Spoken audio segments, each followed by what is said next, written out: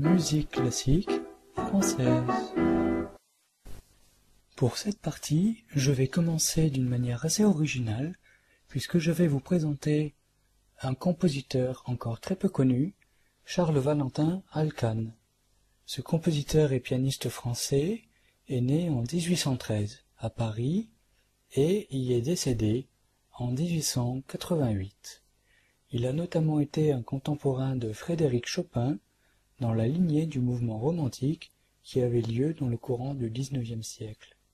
Issu d'une famille juive de musiciens, c'est un prodige puisqu'il donne ses premiers concerts alors qu'il n'a que 12 ans, et à 24 ans, il est réputé pour être le meilleur pianiste français de son temps.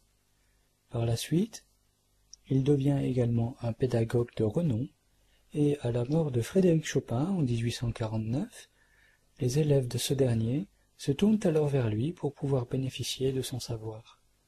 Très intéressé par la religion, il souhaitait d'ailleurs mettre la Bible entièrement en musique, la légende raconte que Charles Valentin Alkan serait mort à l'âge de 74 ans, écrasé par sa bibliothèque alors qu'il voulait y prendre le Talmud.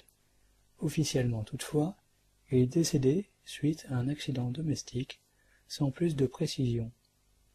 Il laisse derrière lui des œuvres encore aujourd'hui très peu connues, ce qui est toutefois étonnant, au vu du fait qu'elles sont très originales, très personnelles aussi, techniques et difficiles à exécuter. Je suis d'ailleurs de l'avis de ceux qui pensent que les œuvres les plus connues ne sont pas forcément les meilleures, et parfois, les compositeurs restant encore dans l'ombre de la popularité peuvent présenter de bien meilleures choses que certaines œuvres pourtant connues. Comme quoi, popularité ne rime pas toujours avec qualité. La musique que vous allez entendre à présent ne vous est pas totalement inconnue, puisqu'il s'agit tout simplement de la musique ayant été choisie pour le thème de cette émission.